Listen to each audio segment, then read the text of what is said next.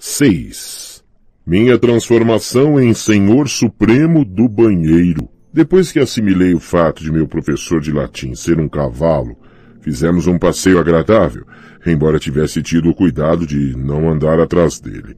Havia participado algumas vezes das rondas com pazinhas para recolher cocô de cachorro na parada do Dia de Ação de Graças da loja Messes, e lamento dizer, não confiava na parte de trás de Kiron tanto quanto confiava na da frente. Passamos pela quadra de vôlei. Diversos campistas se cutucaram. Um deles apontou para o chifre de minotauro que eu carregava. Um outro disse, é ele. A maioria dos campistas era mais velha que eu. Seus amigos sátiros eram maiores que Grover, todos trotando de um lado para outro, de camisetas cor de laranja do acampamento meio-sangue, sem nada para cobrir os traseiros peludos à mostra. Eu normalmente não era tímido, mas o modo como olhavam para mim me deixou pouco à vontade. Era como se esperassem que eu desse um salto mortal ou coisa assim. Olhei para a casa da fazenda atrás de mim. Era muito maior do que eu pensara. 4 andares, azul céu com acabamento em branco, como um hotel de veraneio de primeira classe à beira-mar. Eu estava conferindo o catavento de latão em forma de águia no topo, quando algo me chamou a atenção, uma sombra na janela mais alta do sótão. Alguma coisa havia mexido na cortina só por um segundo e tive a nítida impressão de que estava sendo observado. O que há lá em cima? Perguntei a Kiron. Ele olhou para onde eu estava apontando e seu sorriso desapareceu. Apenas o sótão. Mora alguém lá? Não, disse em tom definitivo. Nem uma única coisa viva. Tive a sensação de que ele falava a verdade, mas também tinha certeza de que algo havia mexido naquela cortina. Venha, Percy, disse Kiron, o tom despreocupado, agora um pouco forçado. Há muito para ver. Caminhamos pelos campos de morangos, onde campistas colhiam alqueires de morangos, enquanto um sátiro tocava uma melodia numa flauta de bambu. Kiron me contou que o acampamento cultivava uma bela safra para exportar para os restaurantes de Nova York e para o Monte Olimpo. Paga as nossas despesas, explicou. E os morangos não exigem esforço quase nenhum. Ele disse que o Sr. D produzia esse efeito sobre plantas frutíferas. Elas simplesmente enlouqueciam quando ele estava por perto. Funcionava melhor com as vinhas, mas o Sr. D estava proibido de cultivá-las. Portanto, em vez delas, eles plantavam morangos. Observei o sátiro tocando a flauta. A música fazia com que filas de insetos saíssem dos canteiros de morangos em todas as direções, como se fugissem de um incêndio. Imaginei se Grover podia fazer esse tipo de mágica com música. Imaginei se ainda estava dentro da casa, levando broncas do Sr. D. Grover não vai ter muitos problemas, vai? Perguntei a Kiron. Quer dizer, ele foi um bom protetor, sem dúvida. Kiron suspirou. Tirou o casaco de tweed e jogou-o por cima de seu lombo de cavalo, como uma sela. Grover sonha alto, Percy. Talvez mais alto do que seria razoável. Para atingir seu objetivo, ele precisa primeiro demonstrar uma grande coragem, tendo sucesso como guardião, encontrando um novo campista e trazendo-o em segurança à colina meio-sangue. Mas ele fez isso. Eu poderia concordar com você, disse Kiron, mas não cabe a mim julgar. Dionísio e o Conselho dos Anciãos de Casco Fendido devem decidir. Receio que possam não ver essa missão como um sucesso. Afinal, Grover perdeu você em Nova York. Depois ao desventurado destino da sua mãe. E o fato de que Grover estava inconsciente quando você o arrastou até os limites da propriedade. O conselho pode questionar se isso demonstra alguma coragem da parte de Grover. Eu quis protestar. Nada do que acontecera havia sido por culpa de Grover. Também me sentia muito, muito culpado. Se não tivesse escapado de Grover na estação de ônibus, ele poderia não ter se envolvido em encrenca. Ele vai ter uma segunda chance, não vai? Kiron retraiu-se. Infelizmente, aquela era a segunda chance de Grover, Percy. Além disso, o conselho não estava muito ansioso em lhe dar outra oportunidade depois do que aconteceu na primeira vez, 5 anos atrás. O Olimpo sabe, eu o aconselhei a esperar mais tempo antes de tentar de novo. Ele ainda é muito pequeno para a sua idade. Que idade ele tem? 28. O quê? E ainda está na 6ª série? Os sátiros amadurecem no dobro do tempo dos seres humanos, Percy. Grover teve idade equivalente à de um aluno de escola secundária nos últimos 6 anos. Que coisa horrível. De fato, concordou Kiron.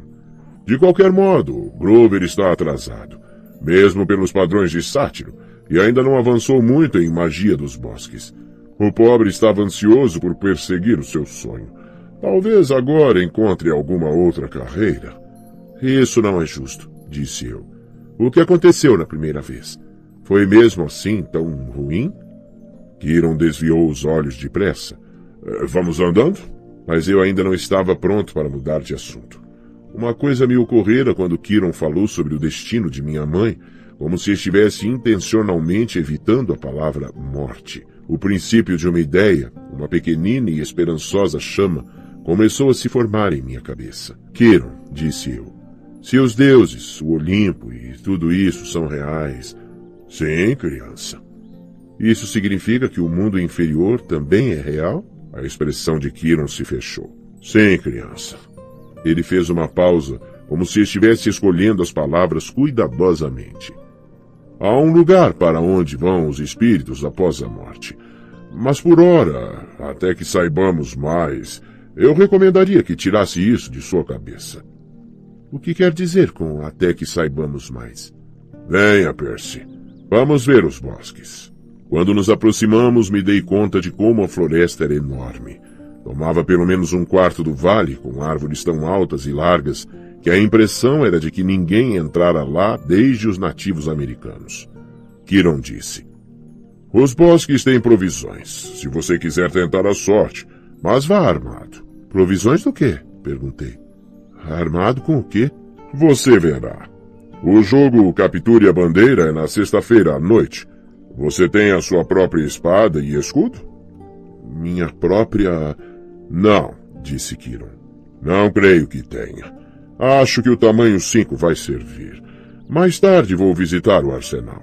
Quis perguntar que tipo de acampamento de verão tem um arsenal, mas havia muito mais a pensar. Portanto, o passeio continuou. Vimos a linha de tiro com arco e flecha, o lago de canoagem, os estábulos, dos quais Kiron parecia não gostar muito, a linha de lançamento de dardo, o anfiteatro para a cantoria e a arena onde Kiron disse que eles realizavam lutas de espadas e lanças. Lutas de espadas e lanças? Perguntei. Desafios entre chalés e coisas assim, explicou ele. Não são letais, normalmente. Sim, e há também o refeitório. Kiron apontou para um pavilhão ao ar livre emoldurado por colunas gregas brancas sobre uma colina que dava para o mar. Havia uma dúzia de mesas de piquenique de pedra, sem telhado, sem paredes. O que vocês fazem quando chove? Perguntei. Kiron me olhou como se eu tivesse ficado meio maluco. Ainda assim temos de comer, não temos? Resolvi deixar para lá. Finalmente ele me mostrou os chalés. Havia 12 deles aninhados no bosque junto ao lago. Estavam dispostos em U, 2 na frente e 5 enfileirados de cada lado. E eram, sem dúvida, o mais estranho conjunto de construções que já vi. A não ser pelo fato de cada um ter um grande número de latão acima da porta, ímpares do lado esquerdo, pares do direito, eram totalmente diferentes um do outro. O número 9 tinha chaminés, como uma minúscula fábrica. O número 4 tinha tomateiros nas paredes e uma cobertura feita de grama de verdade. O 7 parecia feito de um ouro sólido que reluzia tanto à luz do sol que era quase impossível de se olhar. Todos davam para uma área comum mais ou menos do tamanho de um campo de futebol, pontilhada de estátuas gregas, fontes, canteiros de flores e um par de cestos de basquete, o que era mais a minha praia. No centro do campo havia uma enorme área de pedras com uma fogueira. Muito embora fosse uma tarde quente, o fogo ardia de modo lento. Uma menina com cerca de 9 anos estava cuidando das chamas, cutucando os carvões com uma vara. O par de chalés à cabeceira do campo, números 1 e 2, pareciam mausoléus casadinhos, grandes caixas de mármore branco com colunas pesadas na frente. O chalé 1 era o maior e mais magnífico dos 12. As portas de bronze polido cintilavam como um holograma, de tal modo que, vistas de ângulos diferentes, raios pareciam atravessá-las.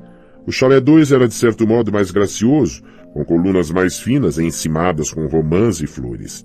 As paredes eram entalhadas com imagens de pavões. Zeus e Hera? Adivinhei. Correto, disse Kiron. Os chalés parecem vazios.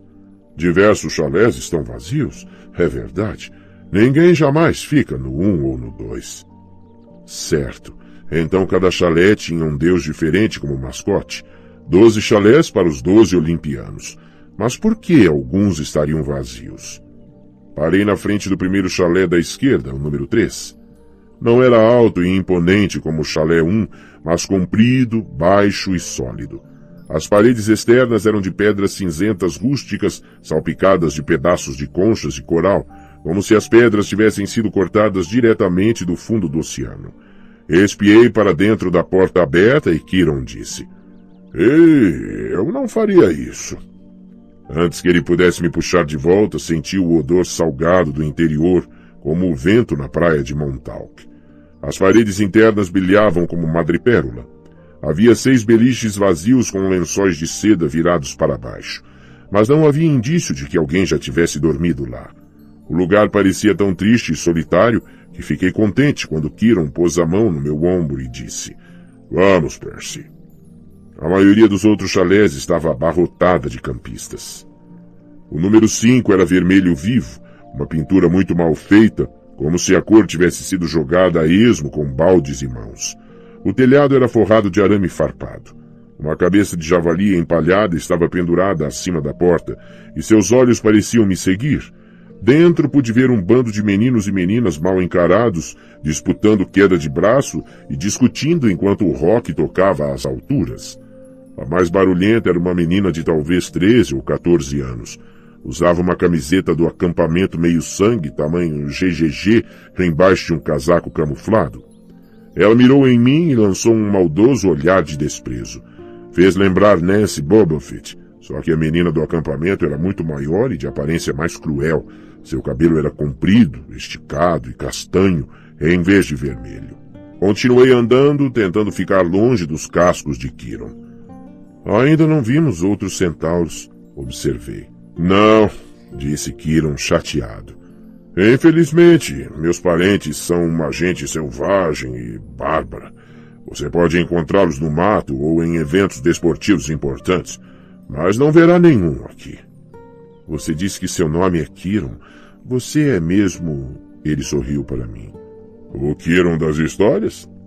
Instrutor de Hércules e tudo aquilo? Sim, Percy, eu sou. Mas você não devia estar morto? Kiron fez uma pausa, como se a pergunta o intrigasse. Honestamente, não sei nada sobre o devia. A verdade é que eu não posso estar morto. Entenda. Há muitas eras os deuses concederam meu desejo. Pude continuar o trabalho que adorava. Pude ser um mestre de heróis enquanto a humanidade precisasse de mim. Ganhei muito com aquele desejo e renunciei a muito. Mas ainda estou aqui. Portanto, só posso presumir que ainda sou necessário. Pensei sobre ser um professor por 3.000 anos. Isso não estaria na minha lista das 10 coisas mais desejadas. E isso nunca fica chato? Não, disse ele. Horrivelmente deprimente, às vezes, mas nunca chato. Por que deprimente? Kiron pareceu ficar com alguma deficiência auditiva de novo. Olhe, disse ele. Annabeth está esperando por nós. A menina loira que eu conhecera na casa grande estava lendo um livro na frente do último chalé da esquerda, o número 11. Quando nos aproximamos, ela olhou para mim com um ar crítico, como se ainda estivesse pensando em como eu babava. Tentei ver o que ela estava lendo, mas não consegui distinguir o título. Achei que fosse minha dislexia em ação. Então me dei conta de que o título não era sequer em inglês. As letras pareciam grego para mim. Quer dizer, literalmente grego. Havia figuras de templos e estátuas e diferentes tipos de colunas, como em um livro de arquitetura. Annabeth, disse Kiron, eu tenho aula de arco e flecha para mestres ao meio-dia.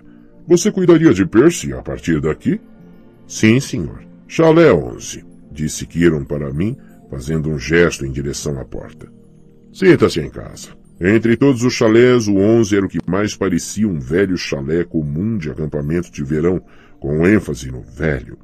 A soleira estava desgastada, a pintura marrom descascando. Acima do vão da porta havia um daqueles símbolos de médico, um bastão alado com 2 serpentes enroscadas nele. Como é mesmo que chamavam aquilo? Um caduceu. Dentro estava abarrotado de gente, meninos e meninas, em muito maior número que os beliches. Sacos de dormir estavam espalhados por todo o piso. Parecia um ginásio onde a Cruz Vermelha estabelecera um centro de refugiados. Kiron não entrou. A porta era muito baixa para ele, mas quando os campistas o viram, todos se puseram em pé e fizeram uma reverência respeitosa. Então tudo bem, disse Kiron. Boa sorte, Percy. Vejo você no jantar. Ele partiu a galope rumo à linha de arco e flecha. Fiquei em pé no vão da porta olhando para a garotada. Não estavam mais se curvando. Olhavam para mim, medindo-me com os olhos. Conheço essa rotina. Havia passado por ela em muitas escolas. Tudo bem? Instigou Annabeth. Vá em frente. Então, naturalmente, tropecei ao passar pela porta e fiz um completo papel de bobo. Houve algumas risadinhas dos campistas, mas nenhum deles disse nada. Annabeth anunciou. Percy Jackson, apresento-lhe o chalé 11. Normal ou indeterminado? Perguntou alguém. Eu não sabia o que dizer, mas Annabeth disse. Indeterminado. Todos gemeram. Um cara que era um pouco mais velho que o restante chegou para a frente. Vamos, vamos, campistas. É para isso que estamos aqui. Bem-vindo, Percy. Você pode ficar com aquele ponto no chão, logo ali. O cara tinha cerca de 19 anos e parecia muito legal. Era alto e musculoso, com cabelo cor de areia, aparado curto e um sorriso amigável. Usava uma camiseta regata laranja, calças cortadas, sandálias e um colar de couro com 5 contas de argila em cores diferentes. A única coisa perturbadora na sua aparência era uma grossa cicatriz branca que corria desde logo abaixo do olho direito até o queixo, como um antigo corte de faca. Este é Luke, disse Annabeth, e sua voz pareceu mudar um pouco. Dei uma olhada nela e poderia ter jurado que estava ficando vermelha. Ela me viu olhando e sua expressão endureceu de novo. Ele é seu conselheiro por enquanto. Por enquanto? Perguntei. Você é indeterminado, explicou Luke pacientemente. Eles não sabem em que chalé acomodá-lo. Então você está aqui. O chalé 11 recebe todos os recém-chegados, todos os visitantes. Naturalmente. Hermes, o nosso patrono, é o deus dos viajantes. Olhei para o minúsculo espaço de chão que eles me deram. Eu não tinha nada para pôr ali e marcá-lo como meu, nenhuma bagagem, nenhuma roupa, nenhum saco de dormir, apenas o chifre do Minotauro. Pensei em colocá-lo ali, mas então lembrei que Hermes era também o deus dos ladrões. Corri os olhos pelos rostos dos campistas, alguns mal-humorados e desconfiados, outros com um sorriso idiota, alguns me olhando como se esperassem uma oportunidade de limpar os meus bolsos. Quanto tempo vou ficar aqui? Perguntei. Boa pergunta, disse Luke. Até você ser determinado. Quanto tempo isso vai levar? Todos os campistas riram. Venha, disse Annabeth. Vou lhe mostrar o pátio de vôlei. Eu já vi. Venha. Ela agarrou meu pulso e me arrastou para fora.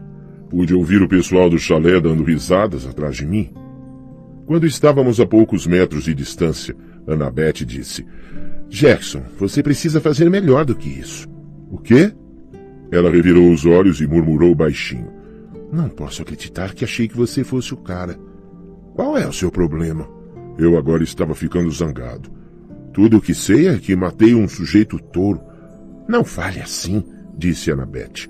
Você sabe quantos neste acampamento gostariam de ter tido a sua chance? De ser mortos? De enfrentar o Minotauro. Para que você acha que nós treinamos? Eu sacudi a cabeça. Olhe, se a coisa contra a qual eu lutei era realmente um Minotauro, o mesmo das histórias... Sim. Então só existe um. Sim. E ele morreu, tipo 1 zilhão de anos atrás, certo? Teseu o matou no labirinto. Portanto, monstros não morrem, Percy.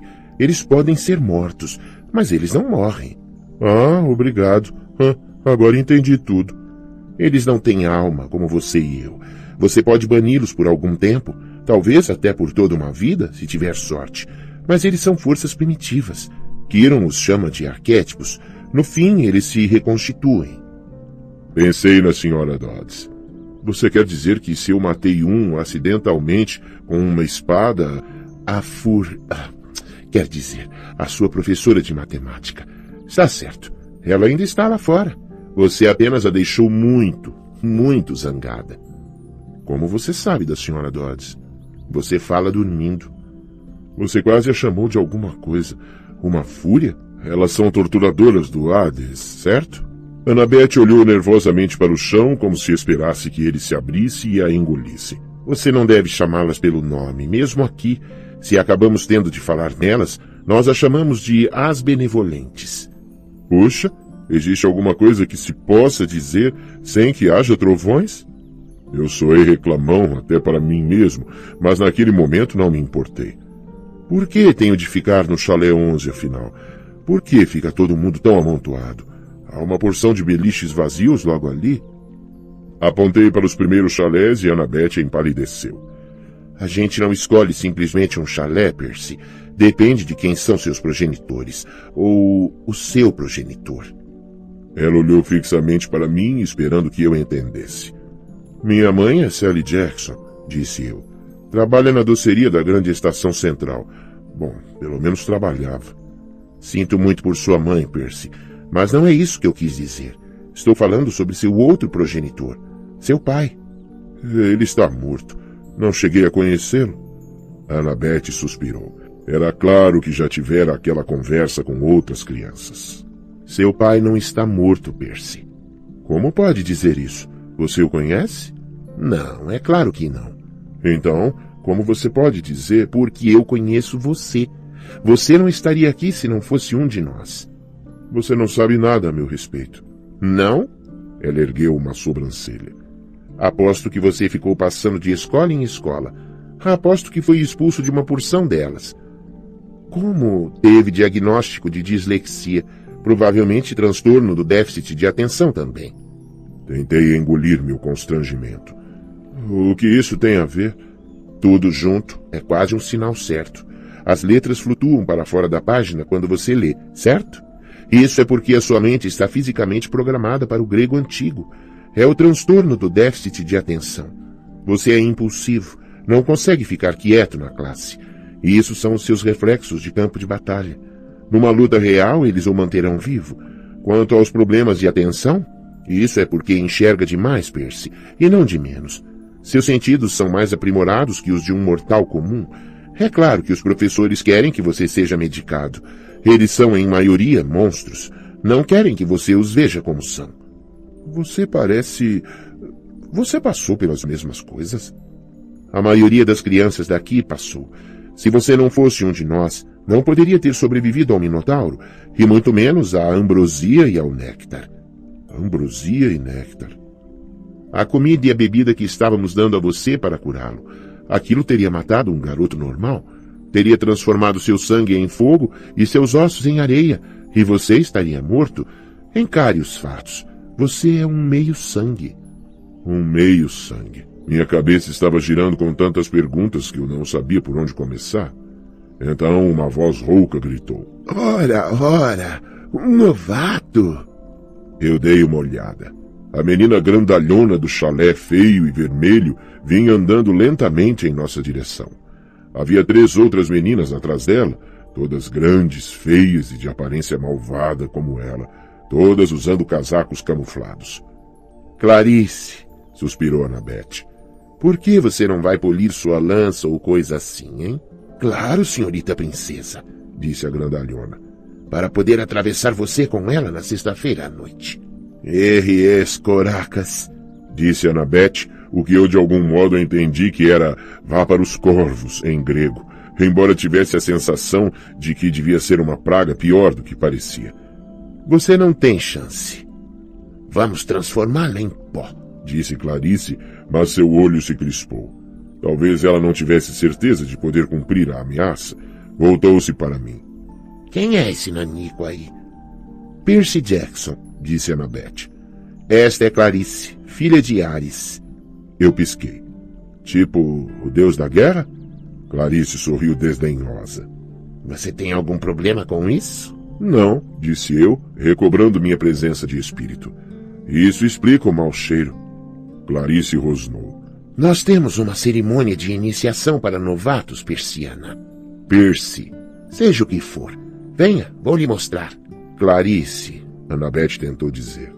Fique fora disso, espertinha. Annabeth pareceu ofendida, mas ficou de fora, e eu realmente não queria a ajuda dela. Eu era o novato. Tinha de construir minha própria reputação.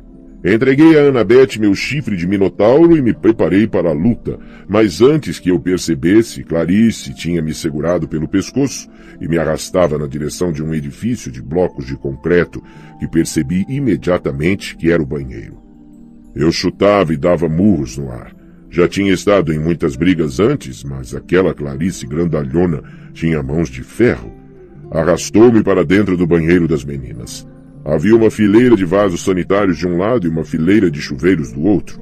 Cheirava como qualquer banheiro público e eu estava pensando, tanto quanto podia pensar, com Clarice me arrancando os cabelos, que se aquele lugar pertencia aos deuses, eles deviam poder comprar privadas melhores. As amigas de Clarice estavam todas rindo e eu tentava encontrar a força que usara para enfrentar o Minotauro, mas ela simplesmente não estava lá. Como se ele fosse dos três grandes, disse Clarice, me empurrando em direção a um dos vasos. Certo. O Minotauro provavelmente caiu na risada de tão bobo que ele parecia. As amigas abafaram o riso. Annabeth ficou no canto observando através dos dedos. Clarice me forçou sobre os joelhos e começou a empurrar minha cabeça para dentro do vaso sanitário que fedia a canos enferrujados e, bem, ao que vai para dentro de vasos sanitários. Fiz esforço para manter a cabeça erguida. Estava olhando para a água imunda e pensando, eu não vou enfiar a cabeça naquilo. Não vou. Então, algo aconteceu. Senti uma pressão violenta na boca do estômago. Ouvi os encanamentos roncando. Os canos estremeceram. A mão de Clarice no meu cabelo afrouxou. A água pulou para fora do vaso, formando um arco por cima da minha cabeça, e em seguida me vi estatelado sobre os ladrilhos do piso do banheiro, com Clarice berrando atrás de mim. Eu me virei bem no momento em que a água explodiu para fora do vaso outra vez, atingindo Clarice bem no rosto, com tanta força que a fez cair de traseiro no chão. A água continuou jorrando em cima dela como o jato de uma mangueira de incêndio, empurrando-a para trás, para dentro de um boxe de chuveiro. Ela se debateu, esbaforida, e as amigas começaram a ir em sua direção. Mas então os outros vasos também explodiram e mais 6 jorros de água de privada as empurraram de volta. Os chuveiros também entraram em ação e, em conjunto, todos os dispositivos lançaram as meninas camufladas para fora do banheiro, fazendo-as rodopiar como pedaços de lixo sendo removidos com jatos d'água. Assim que elas foram postas porta fora, senti a pressão nas minhas entranhas se aliviar e a água parou de jorrar tão depressa quanto começara. O banheiro inteiro estava inundado. Annabeth não tinha sido poupada. Estava toda molhada e pingando, mas não fora empurrada para fora. Estava em pé exatamente no mesmo lugar, me olhando em estado de choque. Olhei para baixo e me dei conta de que estava sentado no único ponto seco em todo o recinto. Havia um círculo de piso seco em volta de mim. Não havia nem uma gota d'água nas minhas roupas. Nada. Levantei com as pernas trêmulas. Annabeth disse, "Como você? Eu não sei." Caminhamos até a porta. Do lado de fora, Clarice e as amigas estavam prostradas na lama e um bando de outros campistas se reuniram em volta para olhar, perplexos. O cabelo de Clarice estava colado no rosto. O casaco camuflado estava encharcado e ela cheirava a esgoto. Ela me lançou um olhar de ódio absoluto. "Você está morto, novato. Está totalmente morto." Talvez eu devesse ter deixado para lá, mas disse... "Quer gargarejar com água de privada de novo, Clarice? Cale essa boca." As amigas tiveram de segurá-la. Arrastaram-na para o chalé 5, enquanto os outros campistas abriam caminho para evitar seus membros que esperneavam. Annabeth olhou para mim. Eu não sabia dizer se ela estava apenas enjoada ou zangada comigo por encharcá-la. O que foi? Perguntei. O que está pensando? Estou pensando, disse ela, que quero você no meu time para capturar a bandeira. 7. Meu jantar se esvai em fumaça. A notícia do incidente no banheiro se espalhou na mesma hora. Aonde quer que eu fosse, os campistas apontavam para mim e murmuravam algo sobre a água de vaso sanitário. Ou talvez apenas olhassem para Annabeth, que ainda estava bastante encharcada. Ela me mostrou mais alguns lugares: a oficina de metais, onde as crianças forjavam as próprias espadas, a sala de artes e ofícios, onde sátiros jateavam com areia uma estátua gigante de um homem-bode, e a parede para a escalada, que na verdade consistia em 2 paredes que se sacudiam violentamente, deixavam cair rochas, espalhavam lava e colidiam uma com a outra se a gente não chegasse ao topo bem depressa. Finalmente retornamos ao lago de canoagem, de onde a trilha levava de volta aos chalés. Tenho treinamento, disse Annabeth secamente. O jantar é às 7h30. Você só tem de seguir o pessoal do chalé até o refeitório. Annabeth, desculpe pelos sanitários. Não importa. Não foi minha culpa. Ela me olhou com um ar cético e me dei conta de que tinha sido minha culpa. Eu havia feito a água jorrar no banheiro. Não entendia como, mas os vasos tinham respondido a mim. Era como se eu fosse um dos canos. Você precisa falar com o oráculo, disse Annabeth. Quem? Não quem. O quê? O oráculo. Vou pedir a Kiron.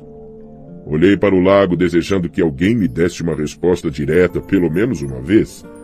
Eu não esperava que alguém estivesse olhando de volta para mim do fundo. Portanto, meu coração deu um pulo quando notei 2 meninas adolescentes sentadas de pernas cruzadas na base do pier, cerca de 6 metros abaixo. Vestiam jeans e camisetas verdes cintilantes e os cabelos castanhos flutuavam soltos em volta dos ombros enquanto peixinhos passavam por entre eles. Elas sorriram e acenaram como se eu fosse um amigo há muito perdido. Eu não sabia que outra coisa fazer. Acenei de volta. Não as encoraje, advertiu Annabeth. As náiades são flertadoras incontroláveis. Náiades? Repeti, sentindo-me completamente estupefato. Já chega. Eu quero ir para casa agora. Annabeth franziu as sobrancelhas. Você não percebe, Percy? Você está em casa. Este é o único lugar na Terra seguro para crianças como nós. Você quer dizer crianças mentalmente perturbadas? Eu quero dizer não humanas. Não totalmente humanas, de qualquer modo. Meio humanas. Meio humanas e meio o quê? Acho que você sabe. Eu não queria admitir, mas sabia sim. Sentia um formigamento nos membros, uma sensação que às vezes me tomava quando minha mãe falava sobre meu pai. Deusas, disse eu. Meio deusas. Annabeth assentiu. Seu pai não está morto, Percy. Ele é um dos olimpianos. Isso é loucura. Será? Qual é a coisa mais comum que os deuses faziam nas velhas histórias? Eles andavam por aí se apaixonando por seres humanos e tendo filhos com eles. Você pensa que eles mudaram os hábitos nos últimos poucos milênios? Mas isso são apenas... Eu quase disse mitos de novo. Então me lembrei do aviso de Kiron de que daqui a 2000 anos eu poderia ser considerado um mito. Mas se todos aqui são meio deuses... Semideuses, disse Annabeth. Esse é o termo oficial. Ou meio sangues. Então quem é seu pai? As mãos dela se apertaram em volta da balaustrada do pier. Tive a sensação de que acabara de tocar em um assunto delicado. Meu pai é um professor em West Point, disse ela. Não vejo desde que era muito pequena. Ele ensina história americana. Ele é humano? O quê? Está pensando que tem de ser um deus homem encontrando uma mulher humana atraente e não o contrário? Sabe que isso é machismo? Então quem é sua mãe? Chalé 6. O que significa? Annabeth endireitou o corpo. Atena, deusa da sabedoria e da guerra. Certo, pensei. Por que não? E meu pai? Indeterminado, disse Annabeth, como eu lhe disse antes. Ninguém sabe. A não ser minha mãe. Ela sabia. Talvez não, Percy. Os deuses nem sempre revelam sua identidade. Meu pai teria revelado. Ele a amava. Annabeth me deu uma olhada cautelosa. Ela não queria acabar com as minhas ilusões. Talvez você esteja certo. Talvez ele vá enviar um sinal. Esse é o único modo de saber com certeza. Seu pai tem de mandar a você um sinal reclamando você como filho. Às vezes isso acontece. Quer dizer que às vezes não acontece? Annabeth correu a palma da mão pela balaustrada. Os deuses são atarefados. Eles têm uma porção de filhos e nem sempre... Bem, às vezes eles não se importam conosco, Percy. Eles nos ignoram. Pensei em algumas das crianças que tinha visto no chalé de Hermes, adolescentes que pareciam mal-humorados e deprimidos, como se estivessem esperando por um chamado que nunca viria.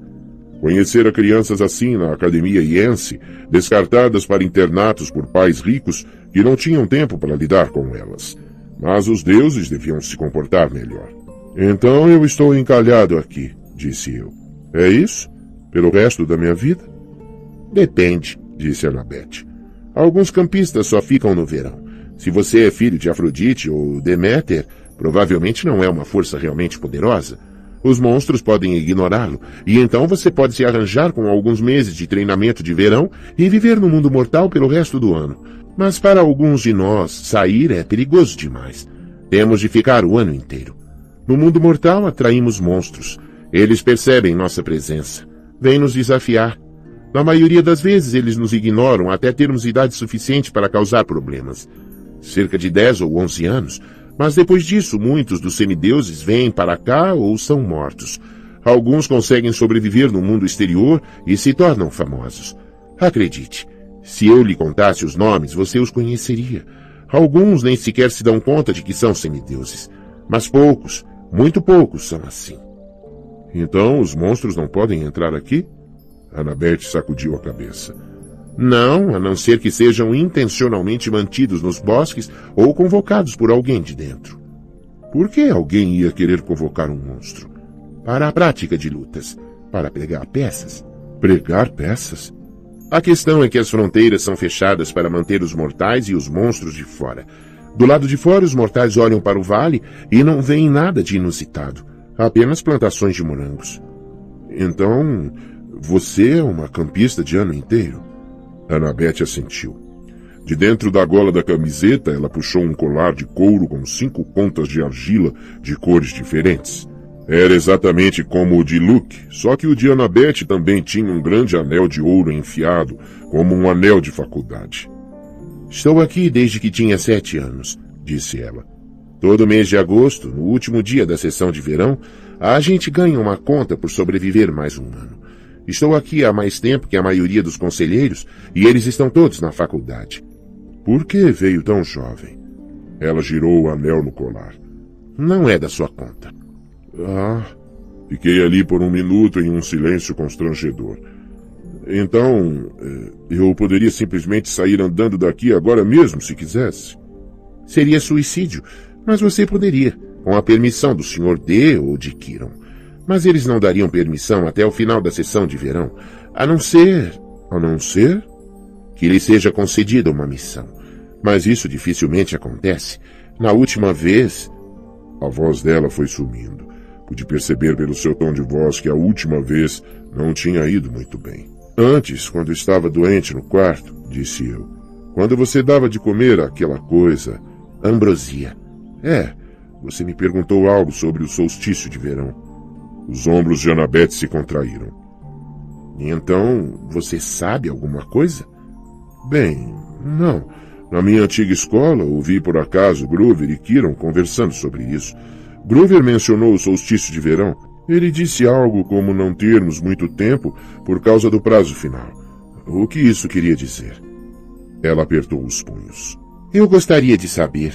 Kiron e os sátiros, eles sabem, mas não contam para mim. Algo está errado no Olimpo, algo muito importante. Na última vez em que estive lá, parecia tudo tão normal. Você esteve no Olimpo? Alguns de nós, campistas de ano inteiro, Luke, Clarice, eu e poucos outros, fizemos uma excursão durante o solstício de inverno. É quando os deuses fazem sua grande assembleia anual. Mas como chegou lá? Pela ferrovia de Long Island, é claro. Você desce na estação Penn, Empire State, 600º andar.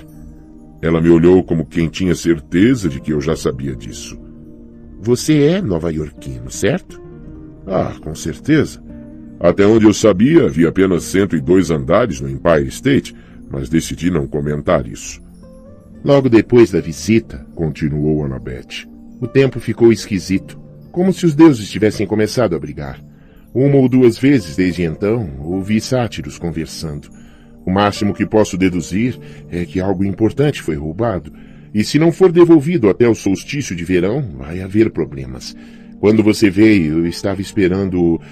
Quer dizer, a Athena pode se entender com quase qualquer um, a não ser Ares. E, é claro, ela tem uma rivalidade com Poseidon. Mas quer dizer, fora isso, pensei que poderíamos trabalhar juntos. Pensei que você pudesse saber alguma coisa. Sacudi a cabeça. Gostaria de poder ajudá-la, mas estava com fome, cansado e mentalmente sobrecarregado demais para fazer mais perguntas. Preciso conseguir uma missão, murmurou Annabeth consigo mesma. Eu não sou jovem demais.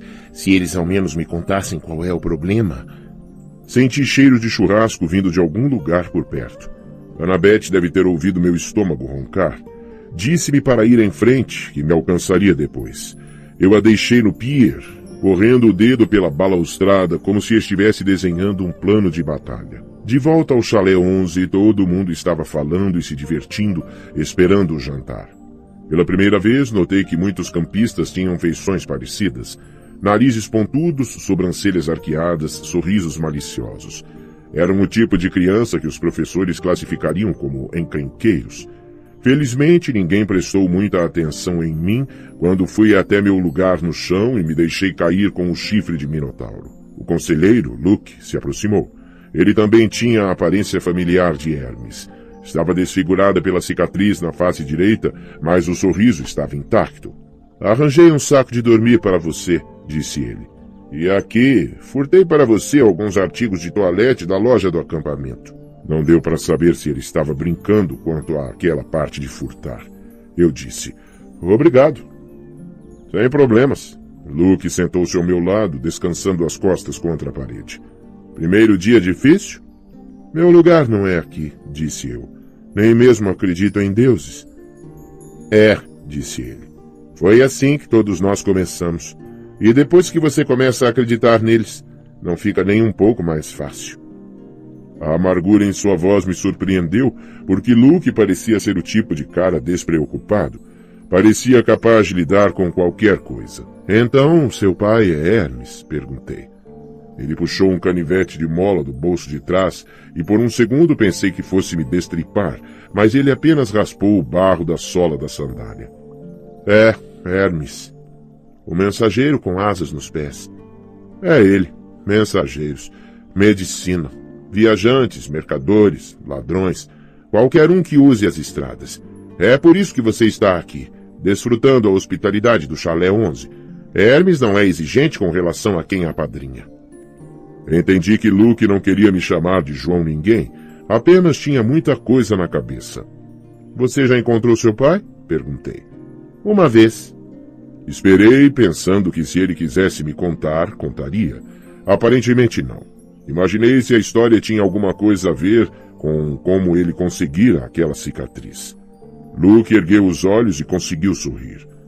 Não se preocupe com isso, Percy. A maioria dos campistas aqui é boa gente. Afinal, somos uma grande família, certo? Cuidamos um do outro. Ele parecia entender o quanto me sentia perdido e eu estava grato por isso, porque um cara mais velho como ele, mesmo sendo um conselheiro, devia estar evitando um secundarista chato como eu.